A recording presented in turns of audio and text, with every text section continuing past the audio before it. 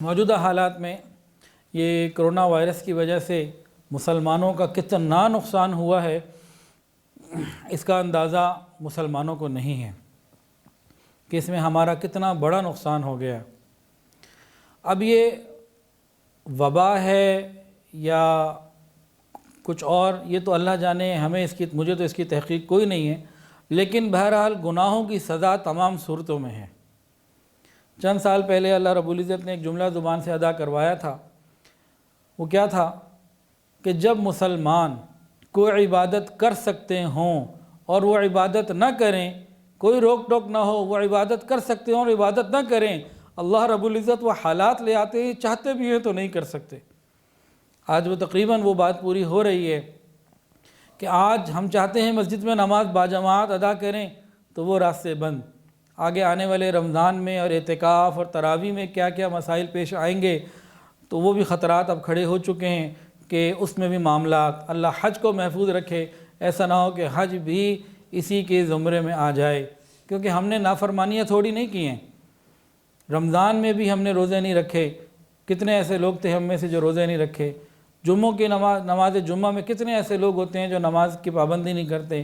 5 وقت اذان کی آواز آتی ہے، کتنے لوگ تھے جو نماز کے لیے جاتے تھے۔ ہماری ہی ناقدری کی وجہ سے آج ہمارے اوپر یہ راستے بند کر دیے گئے ہیں۔ ہمیں ضرورت کس بات کی ہے؟ توبہ اور استغفار کی۔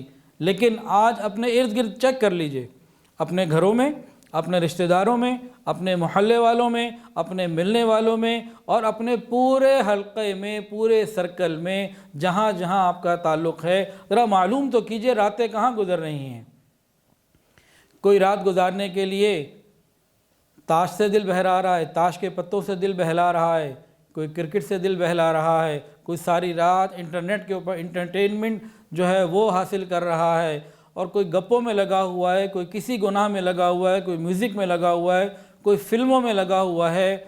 حالانکہ شہر بند، غریب مجبور پریشان، لوگوں کے پاس کھانے کے لیے نہیں۔ ابھی ہم نے جو 700 راشن تقسیم کیے، ایسے ایسے حالات آ رہے ہیں، ایسے ایسے فون آ رہے ہیں لوگوں کے حال۔ آج مجھے فون آیا کہ کشمیر کے آگے کوئی گاؤں ہے، مظفر آباد سے تھوڑا آگے، کہ وہاں پہ نہ کوئی راشن پہنچ رہا ہے، نہ ان کے پاس وسائل ہیں، اور وہ لوگ مختلف شہروں میں جاتے تھے نوکریوں کے لیے، اب لاک ڈاؤن کی وجہ سے سارے وہاں ہیں، تو بہت ہی تکلیف کے حالات ہیں، لوگ فاقوں میں بھی ہیں اور ہاتھ میں پیسے بھی نہیں ہیں۔ تو مجھے وہ کہنے لگے جی آپ ادھر متوجہ ہوں اور وہاں کچھ راشن کا انتظام کریں اور جائیں اور ان کا خیال رکھیں۔ مطلب جو ہر طرف سے حالات آ رہے ہیں، نہ کھانے کو ہے، معیشت بند، کاروبار بند، اتنی پریشانیوں کے باوجود بھی رجوع اللہ نہیں ہے۔ امت کے اوپر بہت سارے حالات ان 1400 سال میں آئے، لیکن ایسا کبھی نہ ہوا کہ اتنی پریشانیوں کے بعد رجوع اللہ ہی نہ رہا۔ آج ہماری سوچ بدل دی گئی، ہمارے ذہن بدل دیے گئے۔ ایک صاحب سے بات ہوئی، کہنے لگے، میری بات نہیں ہوئی، بیٹھے ہوئے تھے تو وہ میرے پاس ایک صاحب آئے، انہوں نے بتایا کہ جی انہوں نے کسی سے ذکر کیا کہ جی مسجدیں بند کر دی گئیں۔ اس نے کہا اس میں کون سی بات ہے، کوئی پریشانی کی بات ہے؟ مندر بھی تو بند ہے، گرجے بھی تو بند ہیں، اس کا مطلب ہے کوئی مسئلہ نہیں ہے۔ ارے خدا کے بندو، مندر اور گرجے میں گو عبادت ہوتی ہوگی، لیکن دن میں 5 مرتبہ جس طرح مسلمان شوق اور تعلق سے مسجد جاتے ہیں اپنی عبادت گاہوں میں، اس کی مثال دنیا میں کہیں نہیں مل سکتی۔ دوسرا، مسلمان مسجد میں جا کر ایک اللہ کو پکارتے ہیں جسے پکارنا ہی ضروری، جسے ایک ہی ذات ہے جسے پکارا جاتا ہے، جا سکتا ہے، اور وہاں تو شرک و بدعات ہوتی ہیں، تو کیسے برابر ہو گئے؟ اور تبلیغی جماعت جس نے پوری دنیا میں ایسا کام کیا جو کوئی اور نہ کر سکا، جہاں اور لوگ نہ پہنچ سکے، یہ اللہ کا پیغام ختم نبوت کی دعوت لے کے پہنچے۔ اور کافر کی تو پہلے ہی خواہش تھی کہ دین کے کام، مدرسے اور یہ چیزیں بند ہوں، وجہ کچھ بھی ہو، ان کی یہ خواہش ہم نے ضرور پوری کر دی۔ ہمارے گناہوں کی وجہ سے ان کی یہ خواہش ضرور پوری ہو گئی۔ اس کے نقصانات کا ہم اندازہ نہیں لگا سکتے۔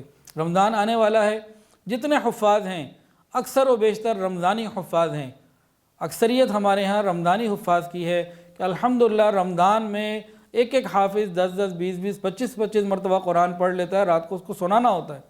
جب تراویحیں نہیں ہوں گی، جب وہ ماحول نہیں ہوگا، اور وہ سب اہتمام نہیں ہوگا تو کتنوں کا قرآن بھول جائے گا.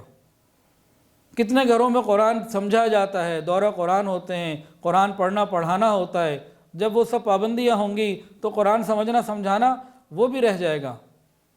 جب یہ کالج یونیورسٹیز کی چھٹیاں ہوتی ہیں تو ان چھٹیوں میں بہت سارے طلباء کالج یونیورسٹی کے وہ سیروزے کے لیے چلے جاتے ہیں, چلے کے لیے چلے جاتے ہیں, یا مختلف مدارس میں, مختلف اداروں میں, مختلف جگہ کچھ مختلف ورکشاپس ہوتی ہیں, کوئی کورسز ہوتے ہیں 10 دن 20 دن 40 دن مختلف, جس کے اندر وہ آتے ہیں اور اللہ تعالیٰ کا تعارف پاتے ہیں.